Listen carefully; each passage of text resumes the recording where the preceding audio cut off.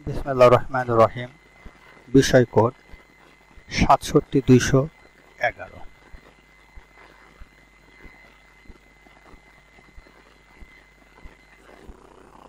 বিষয় refrigeration and air conditioning fundamentals. প্রথম পর্ব refrigeration and air conditioning technology. প্রথম অধ্যায়। আমি Abu Mohammad Atikullah, instructor technical refrigeration and air conditioning RAC, Dhaka polytechnic institute, Tejgaon, Dhaka ১২০৮। TPC 233। T হচ্ছে থিওরি বা তত্ত্বীয়, পি হচ্ছে প্র্যাকটিক্যাল বা ব্যবহারিক, সি হচ্ছে ক্রেডিট বা নম্বর পদ। 1 ক্রেডিট সমান 50 মার্ক বা 50 নম্বর। সুতরাং 3 ক্রেডিট সমান হচ্ছে 150 মার্ক বা নম্বর এই সাবজেক্টে। 233 সপ্তাহে থিওরি ক্লাস হবে 2টা, প্র্যাকটিক্যাল ক্লাস হবে 1টি। 3 সাবজেক্ট মানে 150 মার্ক এই সাবজেক্টে। 5 মার্ক হচ্ছে যেহেতু 40%, তাহলে 150 গুণন 40 ডিভাইডেড 100 হচ্ছে 60 নম্বর। 60 নম্বর পালে পাস এই সাবজেক্টে মোট। এবার হচ্ছে মান বন্টন। তাত্ত্বিক বা থিওরিটিক্যালে ক বিভাগে মোট 15টি প্রশ্ন থাকবে, অতি সংক্ষিপ্ত। 10টি প্রশ্ন থাকবে, 10টি উত্তর করতে হবে। প্রতিটা প্রশ্ন মার্ক হচ্ছে 1 করে, মোট হচ্ছে 10 মার্ক ক বিভাগ। খ বিভাগ সংক্ষিপ্ত প্রশ্ন 10টি থাকবে, 10টির উত্তর দিতে হবে। প্রতিটি প্রশ্ন মার্ক হচ্ছে 2 করে, এখানে 20 মার্ক। গ বিভাগ রচনামূলক প্রশ্ন, মোট প্রশ্ন থাকবে 6টি, উত্তর করতে হবে 5টি। প্রতিটি প্রশ্নের মান হচ্ছে 6 করে, এখানে হচ্ছে 30 মার্ক। তাহলে মোট কত? 10, 20, 30। 10, 20, 30 হচ্ছে 60 মার্ক। মোট অধ্যায় হচ্ছে 7টি। প্রথম অধ্যায় রেফ্রিজারেশন অ্যান্ড এয়ার কন্ডিশনিং এর ইতিহাস ও মূলনীতি। দ্বিতীয় অধ্যায় থার্মোডাইনামিক্স সম্পর্কে ধারণা। তৃতীয় অধ্যায় রেফ্রিজারেশন পদ্ধতি। চতুর্থ অধ্যায় এয়ার কন্ডিশনিং পদ্ধতি। পঞ্চম অধ্যায় রেফ্রিজারেন্ট বা হিমায়ক সাইকোমেট্রি। সপ্তম অধ্যায় রেফ্রিজারেশন অ্যান্ড এয়ার কন্ডিশনিং এর উন্নয়ন। এ হচ্ছে মোট 7টি অধ্যায় আছে এই সাবজেক্টে। রেফারেন্স বুকস কোন কোন বই আমাদের লাগবে? 1 নম্বর fundamentals of refrigeration, Billy C Langley. Modern refrigeration and air conditioning এর লেখক হচ্ছে অলথোস টাংকুইস্ট অ্যান্ড ব্যাকটেসিয়ানো। 3 নম্বর basic refrigeration and air conditioning এর লেখক হচ্ছে PN আন্তনারায়ণন। 4 নম্বর a textbook of refrigeration and air conditioning, লেখক হচ্ছে RS কুর্মি অ্যান্ড JK গুপ্তা। 5 নম্বর হচ্ছে প্রিন্সিপাল অফ রেফ্রিজারেশন, লেখক হচ্ছে রয় জে ডসাট। 6 নম্বর ইন্ডাস্ট্রিয়াল রেফ্রিজারেশন হ্যান্ডবুক, লেখক হচ্ছে Wilbert F stoker. 7 number A course in refrigeration and air conditioning, লেখক হচ্ছে অরোরা দোমকান্দোয়ার। 8 নম্বর রেফ্রিজারেশন অ্যান্ড এয়ার কন্ডিশনিং, লেখক হচ্ছে মোহাম্মদ সোলাইমান। মোট 8টি বই দরকার এই সাবজেক্টটা কভার করার জন্য। Objectives: to provide the student with an opportunity to acquire fundamental knowledge and basic skill of refrigeration and air conditioning with special emphasis on fundamental জ্ঞান সম্পর্কে basic skill refrigeration air conditioning উপরে। Working procedure of refrigeration system, refrigeration সিস্টেমের কাজের পদ্ধতি সম্পর্কে। Working procedure of air conditioning system. এবারে selecting and handling common tools, equipments and material of refrigeration and air conditioning works. এটা হচ্ছে আমাদের objectives. এরপর হচ্ছে শর্ট ডেসক্রিপশন বা বিষয়বস্তু সংক্ষেপে। History and principal of refrigeration and air conditioning, এটা আমাদের শর্ট ডেসক্রিপশন। এরপর thermodynamics applied to refrigeration and air conditioning, refrigeration and air conditioning system, refrigeration and air conditioning tools, equipment and material, refrigeration and air conditioning oil, psychrometry, development of refrigeration and air conditioning. এই হচ্ছে আমাদের short description. এরপরে আমাদের প্রথম অধ্যায় যেটা আছে GO বা general objectives 1, understand history and principal of refrigeration and air conditioning, refrigeration and air conditioning এর ইতিহাস ও মূলনীতি। এরপরে স্পেসিফিক অবজেক্টিভ বা SO 1.1, discuss the history of refrigeration and air conditioning, মানে রেফ্রিজারেশন অ্যান্ড এয়ার কন্ডিশনিং এর ইতিহাস এর বর্ণনা। 1.2, স্টেট দ্য প্রিন্সিপাল অফ রেফ্রিজারেশনের মূলনীতি সম্পর্কে জানবো। 1.3, state the principle of air conditioning বা এসি। এই হচ্ছে আমাদের তিনটে স্পেসিফিক অবজেক্টিভস আছে এই অধ্যায়ের মধ্যে। এরপর আমাদের start SO 1.1, discuss the history of refrigeration and air conditioning, refrigeration and air conditioning এর ইতিহাস। কিভাবে রেফ্রিজারেশন চালু হচ্ছে বা শুরু হয়েছে আমরা দেখে নিই। 19বিংশ শতাব্দীর গোড়ার দিকে বিভিন্ন রাসায়নিক পদার্থ আবিষ্কৃত হবার এক পর্যায়ে বর্তমানে রেফ্রিজারেন্ট বা হিমায়ক আবিষ্কার হয়, যা রেফ্রিজারেশন বা হিমায়ন পদ্ধতির আবিষ্কারের পথ খুলে যায়। হিস্ট্রিটা আমরা একটু দেখে নিই। 1910 সালের প্রথম দিকে মেকানিক্যাল বা ভ্যাপার রেফ্রিজারেশন পদ্ধতি দেখা যায়। 1913 সালে জে.এম. লারসেন একটি হস্তচালিত ম্যানুয়ালি কম্প্রেসার যুক্ত রেফ্রিজারেশন যন্ত্র তৈরি করেন। 1918 সালে বৈদ্যুতিক মোটর চালিত ওপেন কম্প্রেসার যুক্ত আমেরিকার বাজারে কেলভিনেটর কোম্পানির নামে বের হয় 1918 সালে। 1920 সালের শেষের দিকে মেকানিক্যাল রেফ্রিজারেশন পদ্ধতিকে হিটিং পদ্ধতির সঙ্গে সংযোগ করে শীতকালীন বা গ্রীষ্মকালীন কুলার তৈরি করা হয়। 1927 সালে ইলেকট্রোলাক্স company automatic domestic absorption unit উপহার দিয়েছিলেন, যা অত্যন্ত দীর্ঘস্থায়ী। 1928 সালে সিল বা hermetic automatic refrigerator unit. General electric চালানোর জন্য প্রয়োজনীয় বিদ্যুৎ শক্তির উপর নির্ভরতা কিভাবে কমানো যায় তা নিয়ে গবেষণা চলতে থাকে এবং মেকানিক্যাল বা অ্যাবজর্পশন রেফ্রিজারেশন পদ্ধতির আবিষ্কৃত হয়, যার অন্য নাম হলো মনিটর পপ। 1929 সাল পর্যন্ত রেফ্রিজারেশন পদ্ধতির ব্যবহার ছিল মূলত বরফ তৈরি, পানীয় ঠান্ডাকরণ এবং খাদ্যদ্রব্য সংরক্ষণের উপর সীমাবদ্ধ। 1930 সালের শেষের দিকে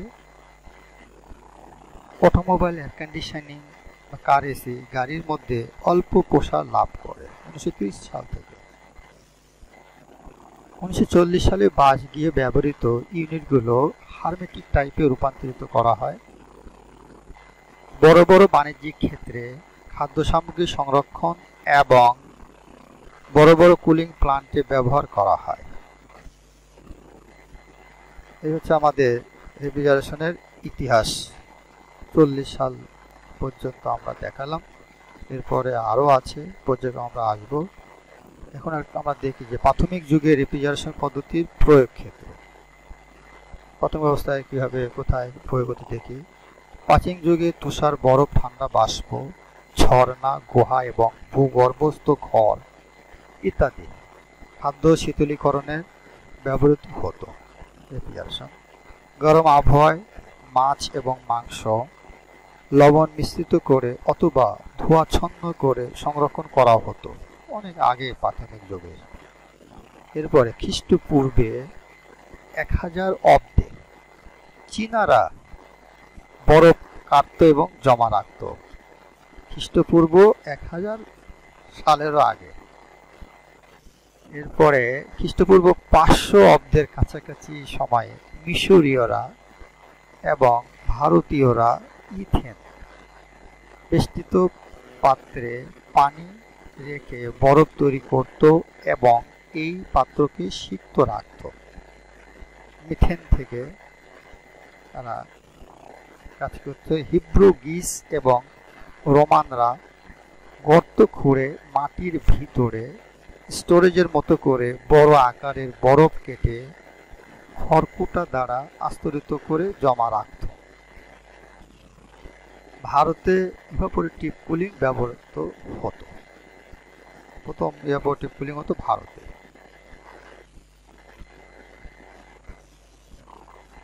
যখন কোনো তরল পদার্থ দ্রুত বাষ্পীভূত করা হয় তখন তাড়াতাড়ি ছড়িয়ে পড়ে। উক্ত বাষ্পের অণুগুলো আকস্মিকভাবে তাদের গতিশক্তি বাড়িয়ে দেয় এবং পরে এর পারিপার্শ্বিক থেকে বাষ্প টেনে নেয়। ফলে পারিপার্শ্বিক এলাকা ঠান্ডা বা শীতল বা কোল্ড হয়। খাদ্য ঠান্ডাকরণের ইতিহাসের মাধ্যমিক ধাপে বিভিন্ন কেমিক্যাল যেমন সোডিয়াম নাইট্রেট অথবা পটাশিয়াম নাইট্রেট ইত্যাদি পানির সাথে মিশিয়ে তাপমাত্রা কমিয়ে দিত। এই পদ্ধতিতে 1550 সালের দিকে মদ বা অ্যালকোহল ঠান্ডা করা হতো। 1550 সালে শীতল পানীয় 1600 সালের দিকে ফ্রান্সে জনপ্রিয়তা পায়। রাত্রিকালীন পানি ঠান্ডাকরণের পরিবর্তে লোকজন লম্বা গলাওয়ালা বোতল পানিতে ঘোরাতো, ফলে যবক্ষার বা পটাশিয়াম নাইট্রেট দ্রবীভূত হতো।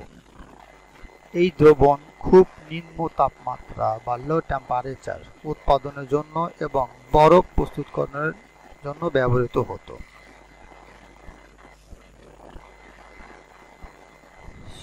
7 শতাব্দীর শেষের দিকে বরফায়িত তরল এবং ঠান্ডা জুস ফ্রান্সে জনপ্রিয়তা অর্জন করে। 18 শতাব্দীতে ইংল্যান্ডে শীতকালে চাকররা বরফ বা আইস সংগ্রহ করত এবং বরফ ঘরে রেখে দিত। এখানে বরফের শীট লবণের মধ্যে রেখে স্টাইপ ফ্যানেল দ্বারা মুড়িয়ে মাটির নিচে পুঁতে রাখত, যাতে গ্রীষ্মকালে সবসময় জমাট থাকে। 19বিংশ শতাব্দীর প্রথমে ইংল্যান্ডে আইস বক্স ব্যবহার করা হয়। বাণিজ্যিক ও আবাসিক ব্যবহারের জন্য 18 শতাব্দীর মধ্যভাগে প্রাকৃতিক বরফ চাষ, সংগ্রহ এবং বিতরণ হতো। যুদ্ধাহতদের চিকিৎসার জন্য বোস্টন এবং দক্ষিণের মধ্যে বরফ ব্যবসা করা হয়। টিন অথবা জিঙ্কের দ্বারা লাইন করা কাঠের বাক্স, যা বিভিন্ন রকম পদার্থ যেমন কর্ক, খড়কুটা এবং সমুদ্র শৈবাল ইত্যাদি ব্যবহার করে বরফের ব্লককে ধরে রাখা হতো এবং খাদ্য শীতল করার জন্য ব্যবহার করা হয়। একটি প্যানে গলন্ত পানি সংগ্রহ করে ফেলে দেওয়া হতো।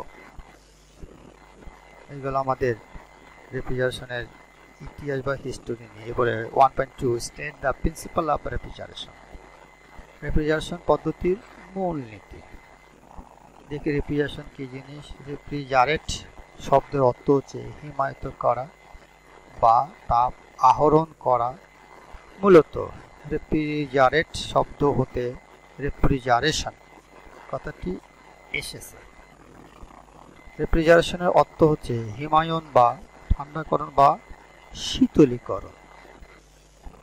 তাহলে রেফ্রিজারেশন বলতে আমরা বুঝি কোনো বাহ্যিক শক্তি প্রয়োগ দ্বারা বায়ু বা পানির মাধ্যমে কোনো স্থান, প্রকোষ্ঠ, খাদ্য সামগ্রী প্রভৃতি তাপ উৎপাদনকারী উৎস হতে তাপ শোষণ করে অপেক্ষাকৃত নিম্ন তাপমাত্রায় আনয়ন করার পদ্ধতিকে রেফ্রিজারেশন বা হিমায়ন পদ্ধতি বলে।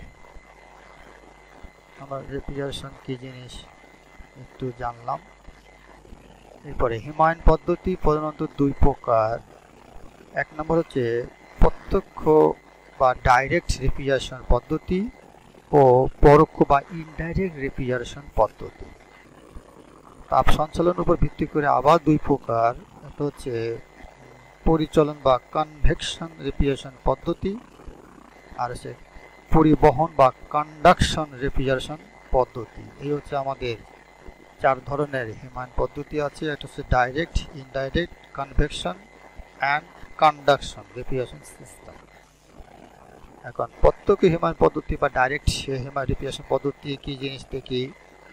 যে পদ্ধতিতে হিমায়ক বা রেফ্রিজারেন্ট সরাসরি বায়ু বা পানি হতে অথবা পানি বায়ুর মাধ্যমে অন্য বস্তু, পদার্থ বা স্থানের তাপ সংগ্রহ করে তাকে প্রত্যক্ষ হিমায়ন বা ডাইরেক্ট রেফ্রিজারেশন সিস্টেম বা ডিআরএস পদ্ধতি বলে। হচ্ছে আমাদের একটা রেফ্রিজারেশন পদ্ধতির একটা চিত্র।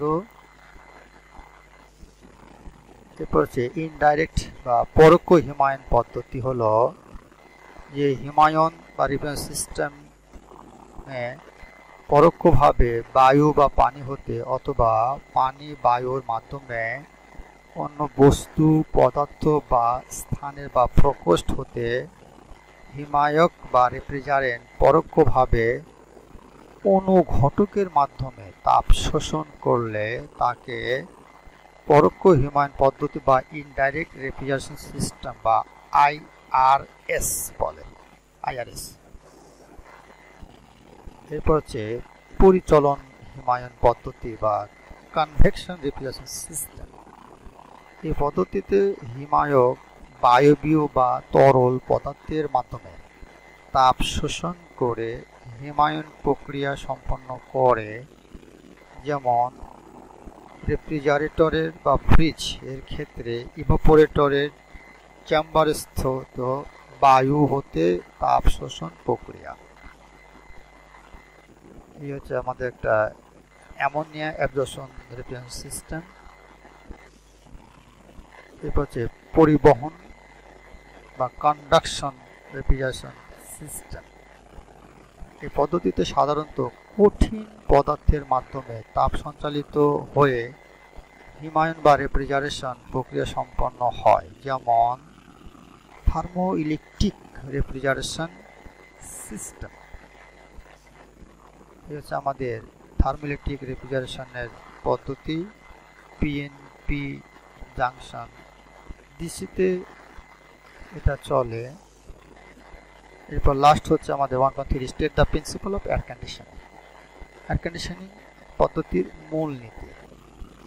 এয়ার কন্ডিশনিং জিনিসটা কি আমরা একটু জেনে নেই। এয়ার কন্ডিশনিং বা শীতাতপ নিয়ন্ত্রণ বা আরামদায়ককরণ বলতে আমরা সাধারণত বুঝি কোনো আবদ্ধ স্থানের বাতাসের তাপমাত্রা বা টেম্পারেচার, 2 নম্বর আর্দ্রতা বা হিউমিডিটি, 3 নম্বর গতি বা বেগ বা ভেলোসিটি এবং বিশুদ্ধতা বা পিউরিটি, আরও অনেক আছে ইত্যাদি নিয়ন্ত্রণ করে আরামপ্রদ করা হয় তাকে এয়ার কন্ডিশনিং বা এসি বলে। এটি মূলত হিটিং এবং কুলিং পদ্ধতি সমন্বয়ে গঠিত। এয়ার কন্ডিশন দুটো পার্ট আছে, একটা ইনসাইড একটা আউটসাইড। হ্যাঁ, ইনসাইডে ঠান্ডা, আউটসাইডে গরম হবে। এটা হচ্ছে আমাদের এয়ার কন্ডিশনিং একটা চিত্র আমরা দেখি। এরপর এয়ার কন্ডিশনার হলো নিম্নলিখিত কাজ করে থাকে, সেগুলো হচ্ছে বাতাসের তাপমাত্রা নিয়ন্ত্রণ করে, বাতাসে আর্দ্রতা নিয়ন্ত্রণ করে, কক্ষের বাতাস সঞ্চালন করে, বাতাস রোগমুক্ত করে, কর্মজীবন আরামদায়ক করে, বাতাস পরিষ্কার করে, এরপরে সুস্বাস্থ্যকরণ ইত্যাদি করে থাকে এয়ার কন্ডিশনার। বর্তমানে রেফ্রিজারেশন সাইকেলের প্রয়োগ ক্ষেত্র কোথায় কোথায় প্রয়োগ করা হয়? রেফ্রিজারেটরে, ফ্রিজারে, ওয়াটার কুলারে, মিল্ক কুলারে, বেভারেজ কুলারে, সোডা ফাউন্টেইনে, তারপর আইসক্রিম ক্যাবিনেটে, ডিসপ্লে কেজ, এরপরে ওয়াকিং কুলারে, রিচিন কুলার, আইস মেকারে, কোন আইস মেশিনে, ক্যান্ডি আইস ফ্যাক্টরি, আইসক্রিম ফ্যাক্টরিতে, আইস প্লান্ট বা বরফ কলে, কোল্ড স্টোরেজ বা হিমাগারে, ফিশ প্রিজারভেশন। এরপর হচ্ছে প্রসেসিং প্লান্ট, তারপর ডেইরি ফার্মে, ট্রাক বা ট্রান্সপোর্ট রেফ্রিজারেশন বা হিমানে, এরপরে রুম এয়ার কুলারে, সেন্ট্রাল এয়ার কন্ডিশনিং প্লান্টে, তারপরে ডিহিউমিডিফায়ারে, ইনকিউবেটর ইত্যাদিতে রেফ্রিজারেশন পদ্ধতি ব্যবহার করা হয়। আরও আছে, অনেক আছে, আপাতত এই কয়টি আছে এখানে মনে রাখতে হবে। বাংলাদেশে হিমায়ন প্রযুক্তির দক্ষ জনশক্তি বিভিন্ন কর্মক্ষেত্র, দক্ষ জনশক্তি কোথায় কোথায় কাজ করবে এটা খুব ইম্পর্টেন্ট। এটা একটু আমরা দেখিনি কোথায় কোথায় দক্ষ জনশক্তি দরকার বা কাজ করে। এখন বলছি হিমাগার বা কোল্ড স্টোরেজে, আইস ফ্যাক্টরিতে, আইসক্রিম ফ্যাক্টরিতে, ফিশ প্রিজারভেশন ও প্রসেসিং প্লান্টে, ডেয়ারি ফার্মে, রাসায়নিক দ্রব্য সংরক্ষণে, সিগারেট, কেমিক্যাল, রাবার, সাবান, পাউডার এবং প্রসাধনী কারখানায়, এরপরে পাট ও সুতা কলে, ইলেকট্রনিক্স মালামাল ও সুবিধি যন্ত্রপাতি সংরক্ষণে, এরপরে হচ্ছে শীতাতপ নিয়ন্ত্রিত অডিটোরিয়াম, সিনেমা হলে, বহুতল বিশিষ্ট বাণিজ্যিক ভবন যেমন হাসপাতাল, ব্যাংক, রেডিও অ্যান্ড টিভি সেন্টারে, সংসদ ভবন ইত্যাদিতে এখানে দক্ষ জনবল কাজ করে রেফ্রিজারেশন এয়ার কন্ডিশনিং এর।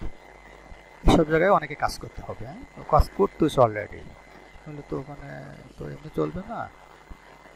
কোনো প্রশ্ন থাকলে আমি কোশ্চিন। এবার আমাদের একটু বাড়ির কাজ দেখি। প্রথম অধ্যায় রেফ্রিজারেশন অ্যান্ড এয়ার কন্ডিশনিং এর ইতিহাস উল্লেখ করো।